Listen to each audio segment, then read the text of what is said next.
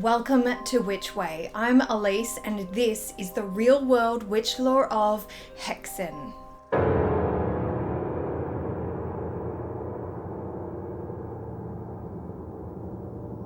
This silent historical horror essay film was written and directed by Benjamin Christensen and released in 1922. It portrays the beliefs on witchcraft during the end of the Middle Ages and takes us through a fictional witch trial based in 1433, before then comparing the actions of these people to the more modern occurrences in the 1920s. Most of the sources I found state that this film is based on the director's study of the Malleus Maleficarum, also known as the Hammer of Witches, a witch hunter's guide written by Heinrich Kramer that was published in 1486. And indeed, some of the inspiration in the film is taken directly from the Malleus. After a woman's husband dies in the film, we see a man try to discern if the sickness was brought on by witchcraft, and he does this exactly as is described in the Malleus. They hold molten lead over the sick man and pour it into a bowl of water. If the lead condenses into some image, they judge that the sickness is due to witchcraft. This method is called molybdomancy and was and is used as a form of divination to predict the events of the future by the form that lead takes after it cools in water. So not just for seeing if people were cursed by witchcraft. We see another apparent curse in the film that comes from the Malleus when a man can no longer close his mouth. And behold, he was suddenly bewitched so that his mouth was stretched sideways as far as his ears in a horrible deformity, and he could not draw it back, but remained so deformed for a long time. Witches were also said to have bewitched cows, stealing their milk using a method again described in the Malleus, which we see depicted in a woodcut in the film.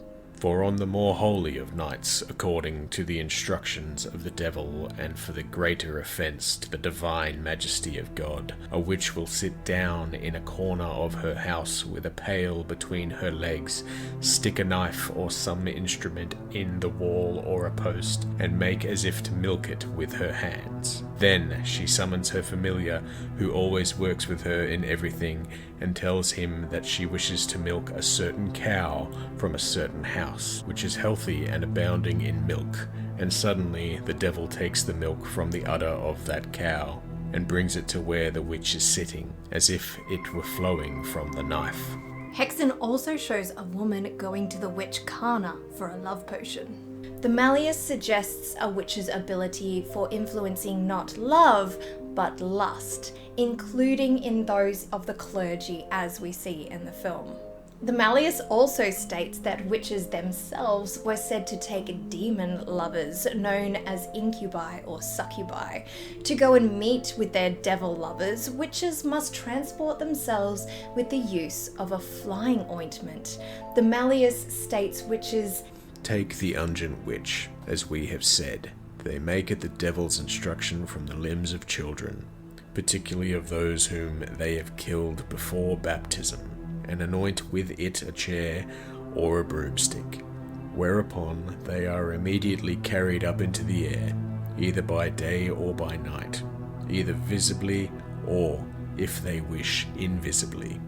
And of course, the Malleus tells us in great detail how to get a confession from those accused of witchcraft. Each step we see in the film is described in part 3 of the Malleus. The witch should be led backward into the presence of the judge and his assessors. The hair should be shaved from every part of her body. The reason for this is the same as that for stripping her of her clothes, which we have already mentioned. In order to preserve their power of silence, they are in the habit of hiding some superstitious object in their clothes or in their hair, or even in the most secret parts of their bodies which must not be named. Let them question her lightly without shedding blood, knowing that such questioning is fallacious and often, as has been said, ineffective. Let him order the officers to bind her with cords and apply her to some engine of torture.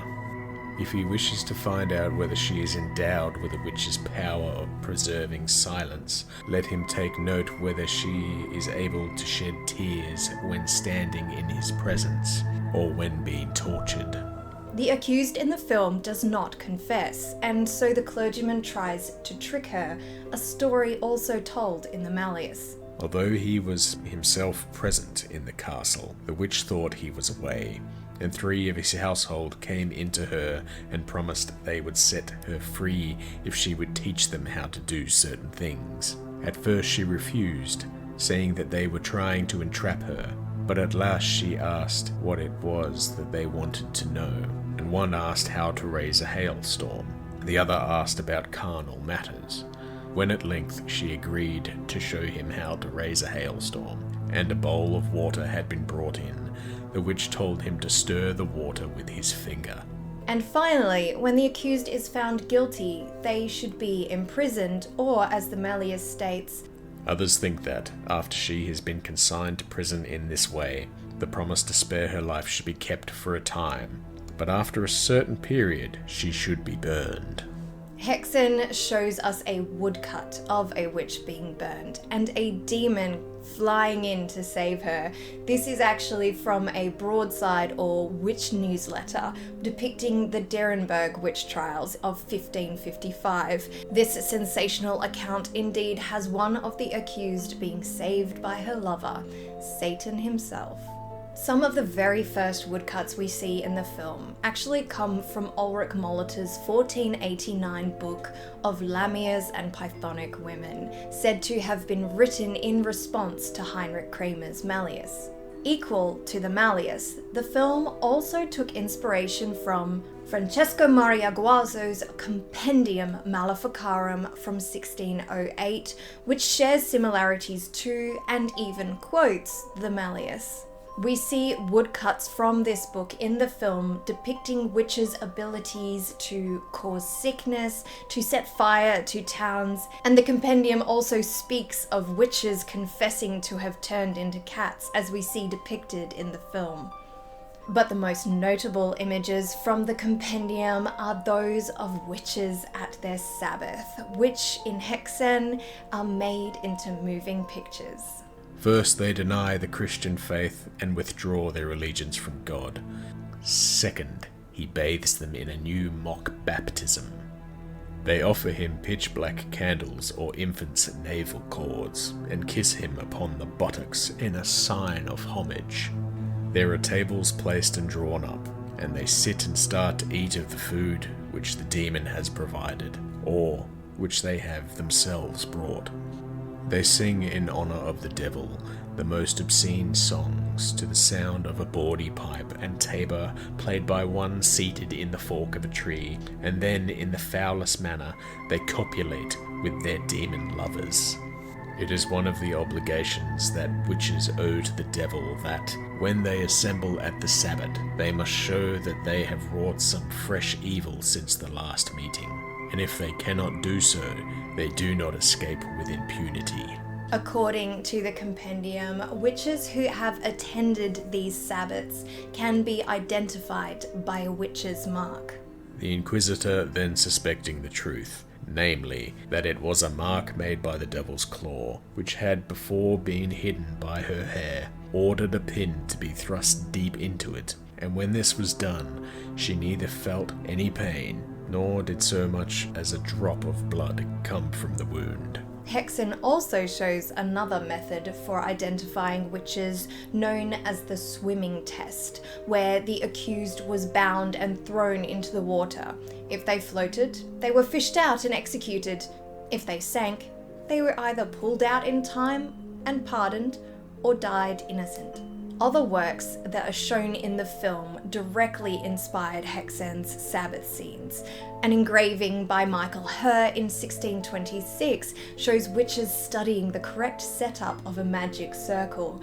This magic circle can be seen again in 1640 engraving after David Tenier's preparation for a witch's Sabbath, along with the application of the witch's flying ointment. A skeletal horse also makes an appearance in this scene from a 1698 engraving of a Sabbath by Claude Gelot, in which we also see witches arriving on their brooms. In another image shown in Haxan, we see a witch and her younger apprentice sharing a broom, and this is Goya's Pretty Teacher from 1799. But where did these Sabbaths take place? In the film, we see the 1668 engraving of a witch's Sabbath by Johann Pretorius entitled Blocksberg Werktung, or Blocksberg Performance. Blocksberg, or the Brocken, is the highest peak in the Harz mountain range in Germany, and legends tell that on Walpurgisnacht, witches would hold their Sabbath here. Though in Haxan, they mention Blackula. This is also another legendary location for a witch's Sabbath, this time in Swedish folklore, where witches would fly to for their congregation with the devil. Haxan portrays all of these in such a stunning way, but then goes a step further to try and explain these strange behaviors of the past of so-called witches and those who are possessed, and almost gets it. They compare a person who thought they were compelled by the devil to a sleepwalker, one who sees visions of evil in their dreams, to one who is starstruck and dreams of a person of certain celebrity. The appearance of a witch with the changes of age. All of this sounds like very modern thinking until they compile all of these symptoms together as hysteria. So close. They even point out that we still have our modern superstitions and the evolution of the witch in those who you would go to visit to get your cards read or your fortune told in a crystal ball.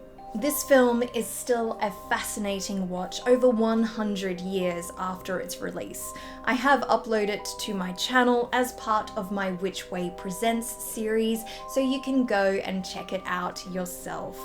Let me know what you thought of it in the comments below, as well as any witchy recommendations for my upcoming witch lore reviews. This was one that had been highly recommended, so I'm glad I finally got around to watching it.